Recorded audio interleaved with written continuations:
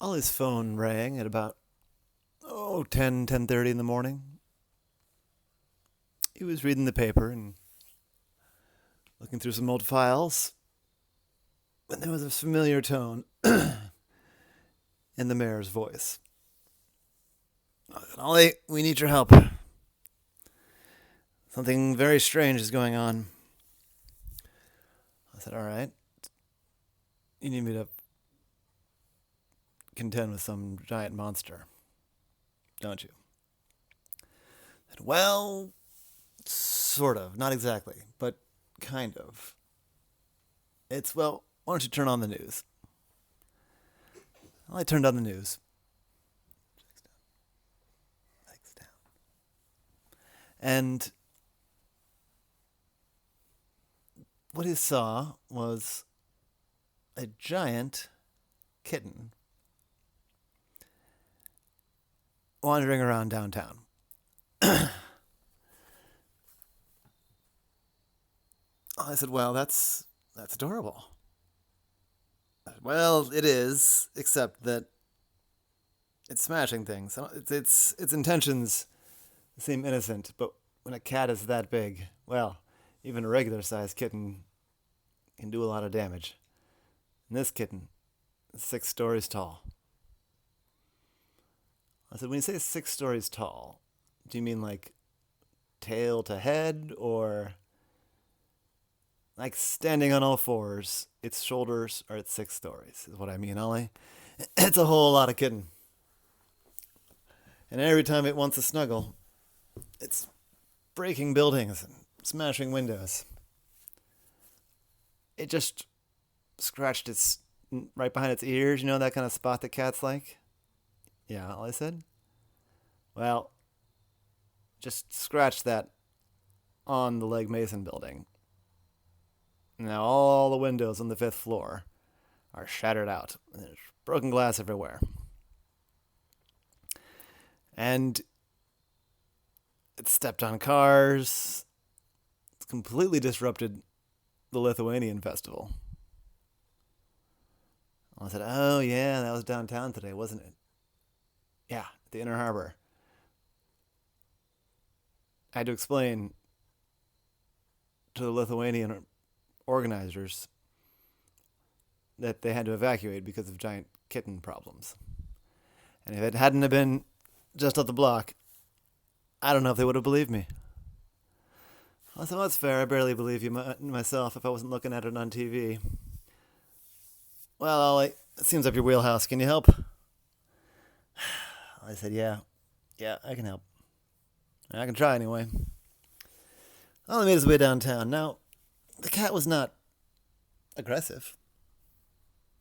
It was just meandering around. So Ollie made his way straight to the kitten. He figured it's probably some sort of robot. It's usually a robot. So we climbed up. And the thing is, it was warm, like a real kitten. And if it was a fake, it was good.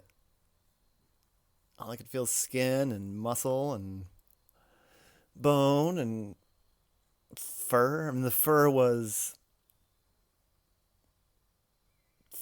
big, thick strands. It wasn't like you just stretched a cat fur textile over a giant frame. It looked like an enlarged cat. Like it was 6 stories high. Each individual strand of hair was, about 20 times bigger than it would be if it was just a normal hair on a normal cat. All very strange. Kind of made it surreal because from far away it still looked soft and fuzzy. But then when you get up on it, it was like a bunch of weird ropes. Anyway, Ollie climbed around for a few minutes looking for some kind of hatch, some kind of entrance. But within a few minutes, he realized that he was probably not looking at a robot. This was a real giant kitten. A real living, breathing mammal that really was looking for snuggles. Is it scraped the siding off of another building.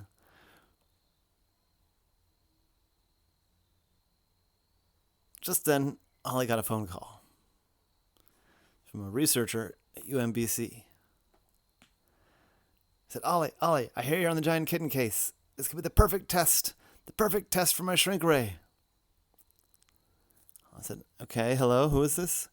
Oh, sorry, it's Dr. Zhang. I'm Miles Zhang. I'm a professor at UMBC, and I research physics, and I have a shrink ray. I have a shrink ray, is the point. I don't know how to trap a cat, though. And it's big. The shrink ray is big. Ironic, I know. But it's mobile. It's mobile. I have it mounted already onto the back of a pickup truck. But I need to be plugged in. Like big power. Like industrial grade power.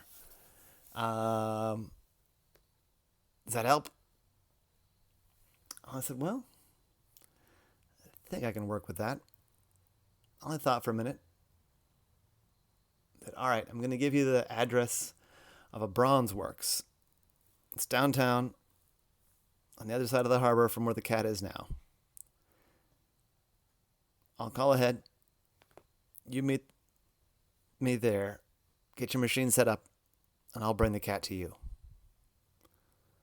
Great. I can be there. Okay, you said it's in the harbor, like down. It's kind of down by, I don't know, Cuba Libre, about a quarter mile south of the Visionary Art Museum. Yeah. Okay, yeah. That'll take me about 45 minutes to get there from here. All right. You'll probably be ready before I am. I'll meet you there. I hung up. A plan was starting to form. He called up the brass works and explained the plan to them. They were initially hesitant, but once they saw the amount of damage the cat was doing, they said, all right, we're in. Next, Ollie called around to all of the fishmongers, all of the fish markets in the area. Baltimore, D.C., all the way down in Virginia. And what he did is he had them send all of the cut up, nasty, unwanted fish parts that they had. All the fish waste. And he said, don't worry about it if it's not clean. If it's got wrappers and plastic bits, doesn't matter.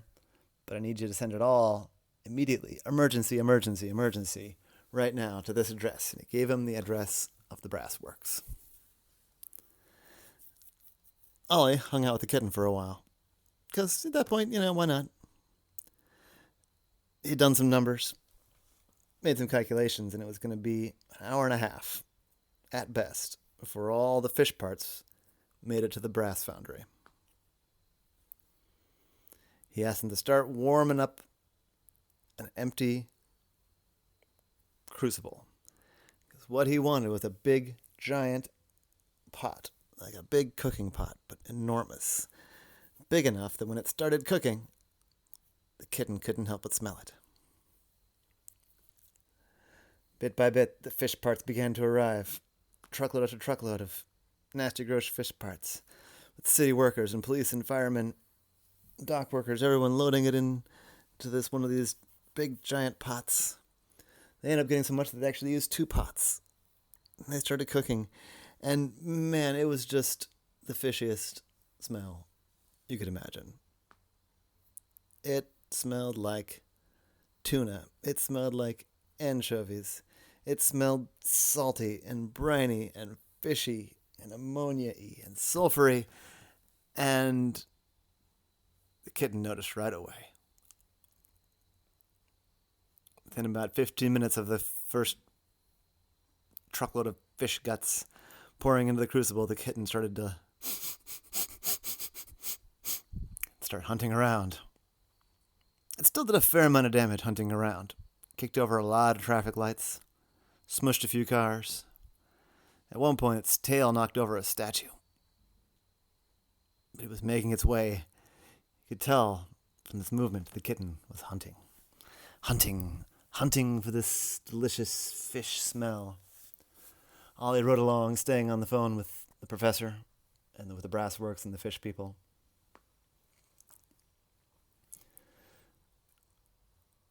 And Professor Zhang was all getting all set up.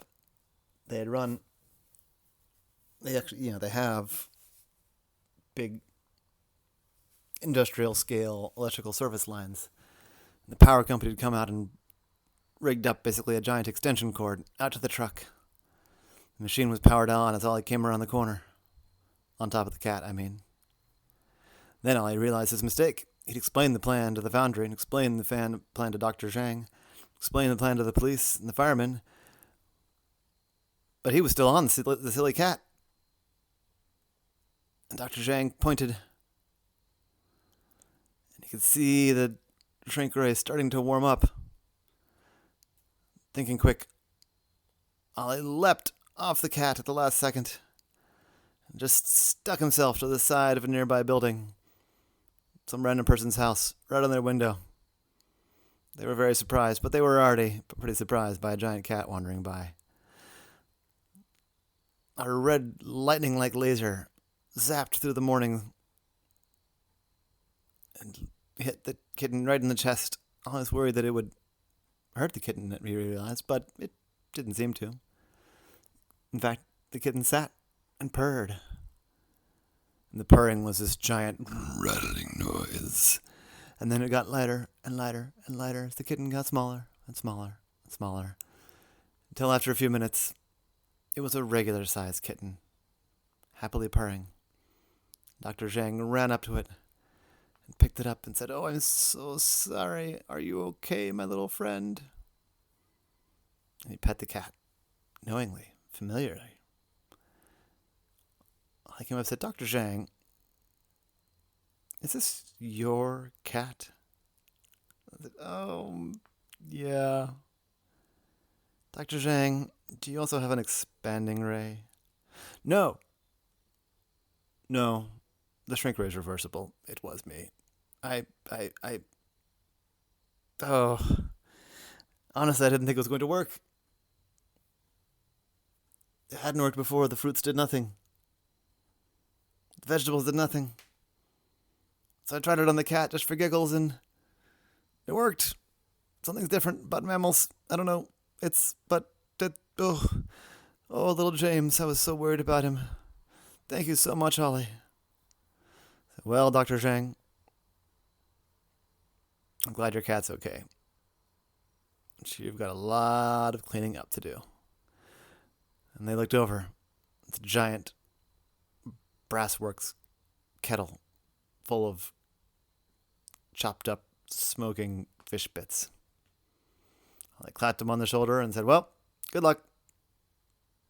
And off he went. And that was Ollie in the case of the giant kitten.